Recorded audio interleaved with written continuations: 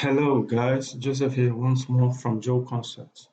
All right, so in couple of videos, I've been talking about Turbulence FD. So I just want to continue with that. So in the previous video, we looked at a quick tip on how to pass gas through a hollow object or a tube, and that was very short video. So today I hope this is it's also short, but I know it's going to be longer than that. So in today's tutorial, we're going to be looking at how to make use of the fuel channel in the Turbulence FD channel tag.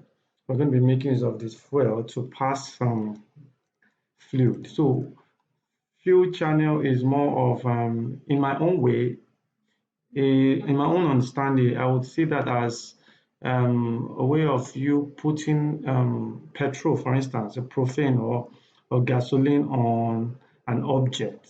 And once that gasoline comes in contact with a flame object, maybe fire or flame, it takes on the property and takes on the flame and continues with that.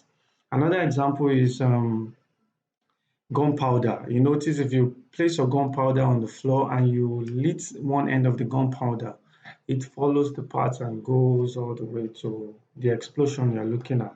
So this right here, if you see here, this is more like the gunpowder in my own case, and I'm going to lit on this end.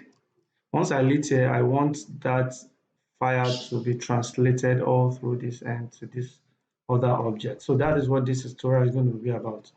So let's just quickly look at how to do that. So the first thing I'm going to do is I'm going to work on this object individually. So let me quickly set up this fire setup. So this sphere, I want to emit fire or fluid going along the x-axis. So if I right click on this, I'll go to Turbulence FD tag, just activate the temperature. So let's just work with temperature here. So I'll activate the temperature.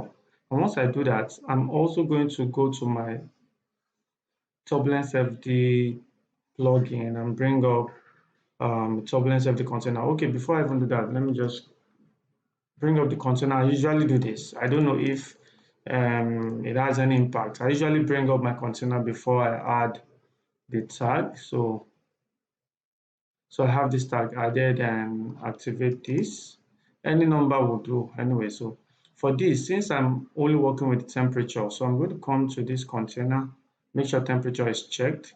Then also, if you notice, like I said in the other tutorials, your container is where the simulation will be working. So the container is small. I need to increase that. So I'm just going to come to the X value. Let's try 500. I just want to cover up this whole space. 500 is fine. Along the Z, 500. I think 500 might be too much here. So let's try 350. I don't want to maximize this and bring this up a little bit here.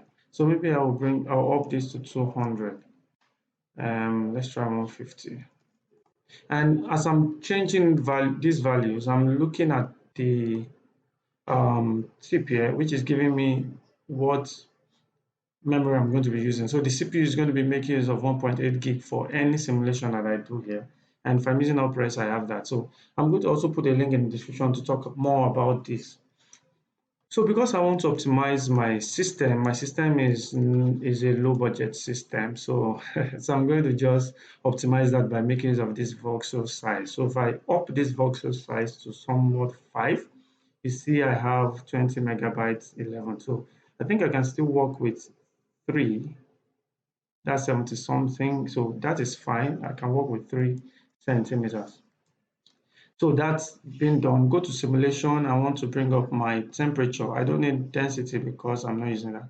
So the temperature, I want to bring it along X value. So I'm going to zero this. So this is more like the XYZ. So let's bring this 1 here. And the buoyancy is more like the speed of the speed of your, is more like the gravity. So the power of the gravity is this, and is going along this. Also affect the speed at which the fluid burns. So we have that the cooling is the rate at which it cools off. Okay, so let's activate this turbulence. So let's try 45 thereabouts. set 45. And we want to affect the temperature because we're working on temperature. So let's try 20 and 40 here. So for the vorticity, let's just try 20 and also affect the temperature. So we already have this set up. So let's quickly fire up this and see what we get to have. So, and also for this viewport, we want to make sure we have temperature. For rendering, we have that. So everything is fine, really. So let's quickly fire up this and see what we get to have. So make sure you have a simulation so that we can compare. So if I do this, okay, so we have that.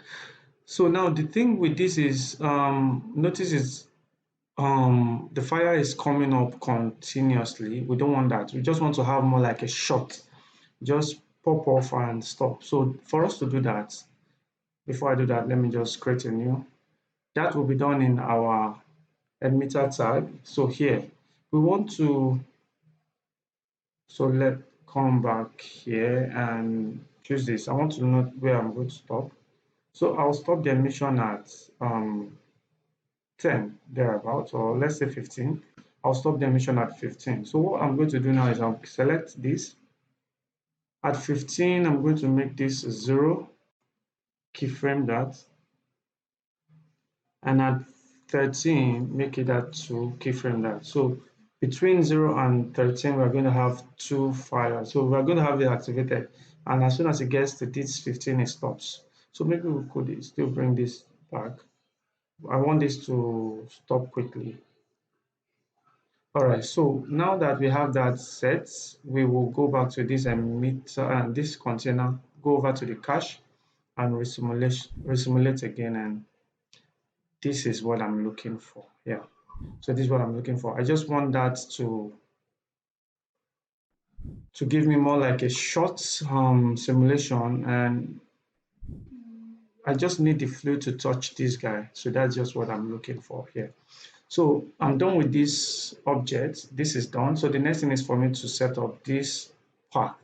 So for me to set up the path, I'll create a new one just for me to check the progress. I need to be very fast there. So I'll right click on this metaball because that's what I want to. So I'll right click on it, click add my emitter.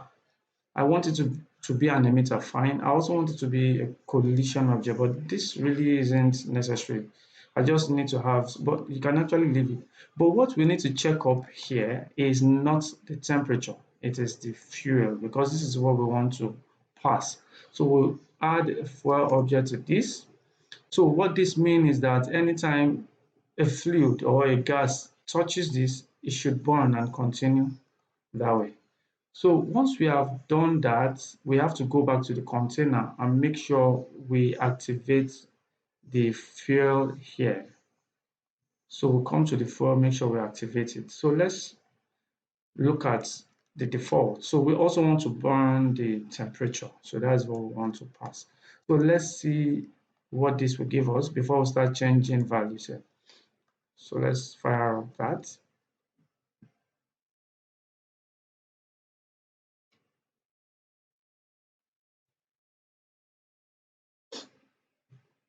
Okay, so let's see what we have.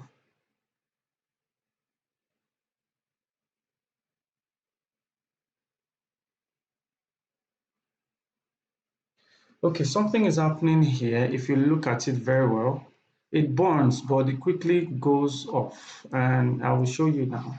If you come down here, you notice this guy gets this fire here and tries to burn, but it quickly dies off. And the reason why this happens, if I compare it with this, you will see the difference.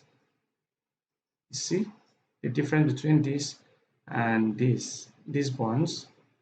So you can see as it quickly conveys that here. So you can see the way it goes compared to this. So you see the difference. So, but the issue now here is that, let me quickly create a new one. The issue here now is we need to go to the fuel channel and change up something. So for the fuel, the first thing you want to do is look at your fuel max setting. So this is what affect the rate at which this burns. So now 1 centimeter is quite small. So if we increase this to, let's say, 10, what will happen now is that this will burn fast and take more of that. So once we are done with this, the next thing we're going to look at, let's just quickly simulate this while this comes up. So you notice it quickly gets that, and it will keep burning and burning and burning and continues all through this part. So you see the difference. Just merely changing this value, you see it burning and continues burning and burning up to this place. So it will continue that way. So you notice this is where it gets to, and the reason is because the speed is small, is not enough. So 10 is small. It didn't get to this place. So if you want it to burn through to this place in this time, you need to up this value. So if we bring this back and create a new channel and bring this to, let's say, twice that size, which is 20, and simulate, you're going to see that before it gets here, it attracts that and start burning. You can see start burning, and the rate at which this will start moving will be a lot faster. So let's see. And if we don't seem to get what we are looking for, there's another value we need to up, and I'm going to show you that. Okay, so I think this is not actually burning well the way we want. So I think we will bring this to 5 and see what we get to have. So if we try 5 and start again,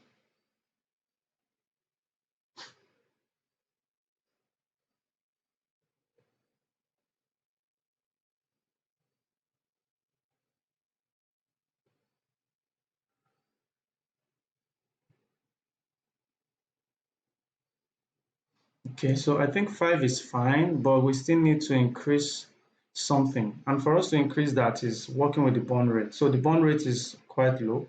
So we need to increase the burn rate. So I'm creating a new one. So if I bring this burn rate to, let's try 3 and we simulate, we should have this object burn faster than it burnt before then. So just working with these values will change a lot of things that you're looking for. So you see the rate at which this is burning is quite high. So, but the translation process is slow. So I'll bring this back to, I'll make it 5. And the other thing I'm going to do is, let me create a new simulation, is to come to the expansion. So we need to increase the expansion, the rate at which this fluid expand along this. So if we bring this expansion to, let's say, 1, we don't want to go, okay, let's just go 2 and start that. And let's see the effect we're going to have. Just merely changing these 3 values, the burn rate, the fuel max smoothing, and the expansion will change. You can see the rate at which this is expanding. So the fire is expanding more and it starts going and continues that way.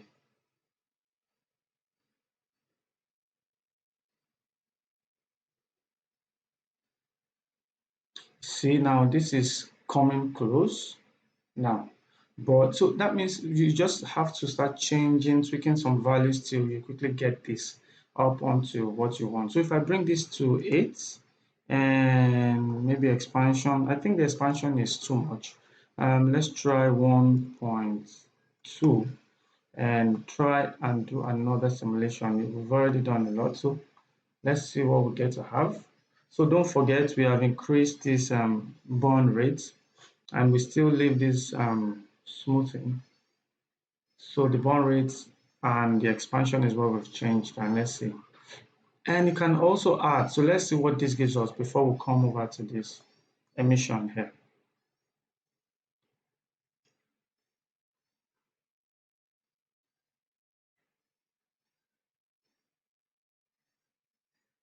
All right, so this still is not giving me that. So I think for me to meet up to this, I will just increase this.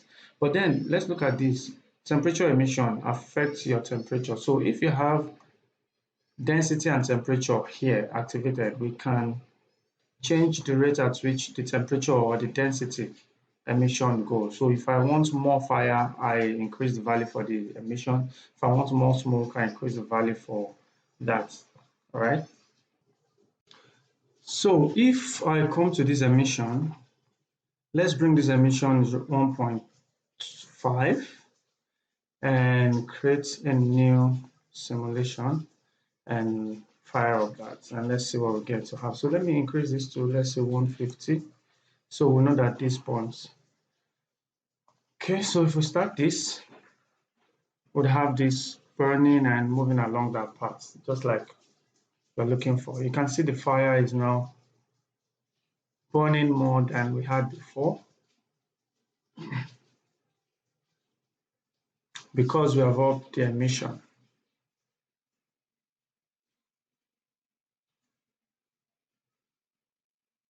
Yeah, so I'm liking that. So this burns up to this place. Yeah. So now, I think I'll just abort this, and we might be fine with 100. Let's try 110. That's enough. So what I want to do now is, you notice the rate at which it continues burning along X because we set the fire. If you notice for the temperature, we set this to move along this X direction. What I want to do is, as soon as this fire touches this, I want it to burn and the direction should start going up. All right. I want the direction to start going up and for the cooling to happen a lot faster than this. So it's just a mere keyframing thing. So let's quickly see how to do that. So you already know when it touches here. So it touches at this point. At this point here, 25. So let's say 25. So from 25, we want it to start burning up.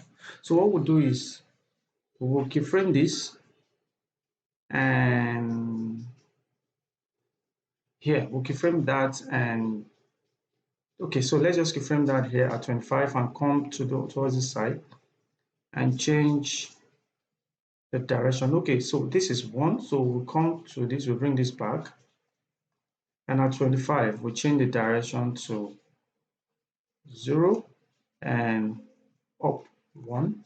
So maybe as it's burning up, we still want it to follow that direction a little bit, so this will be 0.3 thereabouts, and keyframe that. So it's more deflected to the positive, to the y-axis, and still follows our path. Okay. All right. So we want that. So the other thing is we want the cooling also to change. So from this place, we want the cooling to be in 2, and at this 5, we want the cooling to go to, let's say, 5. So it cools a lot faster.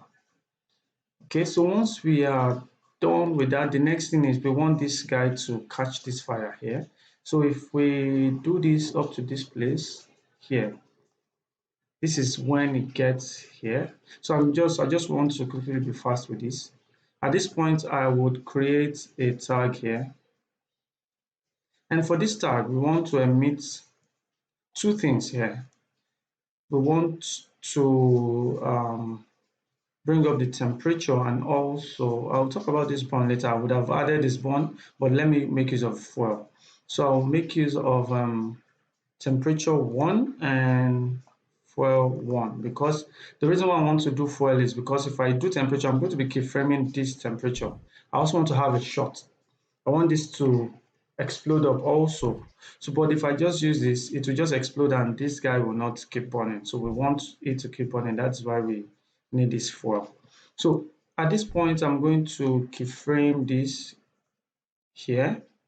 And at this point, before it gets here, we want this to be 0. So maybe here we can increase this to more than this. So let's try 5. And then it's just a shot from here to here. We should bring this back to 0 and keyframe that. So that is just pretty much what we need here. So let's quickly simulate everything together and see.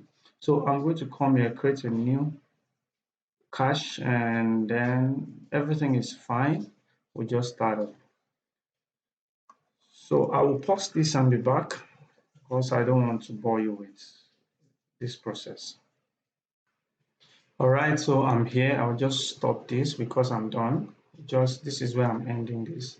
So if you play this now and see what we have, notice the rate at which this burns, and also it's now burning up instead of going sideways, which we had before now. See this was the initial one, was just going along this, but now we've added it to move up and also a little bit deflected towards the side. So that's why we have this, and as it gets to that point, you see the explosion happening. All right, so if you had enough time, you see this going up and you see the burns. Yeah, so that's just how to work with your field channel, and I just felt I should quickly share this with you guys. You could have a project where you want to simulate a gunpowder effect, and fire trails the path and gets to a particular destination before you have your explosion. So you could actually use this technique to do that. So once more, let me just play. So if you are new to my channel, I will implore you to please subscribe to my channel because I do tutorials like this every time. And also, I want to thank the subscribers that comes back to watch my tutorials. It means a lot to me, and I would also appreciate if you share this video because it helps me in the YouTube algorithm and like. So once more, I want to say do have a wonderful day and God bless you. Bye.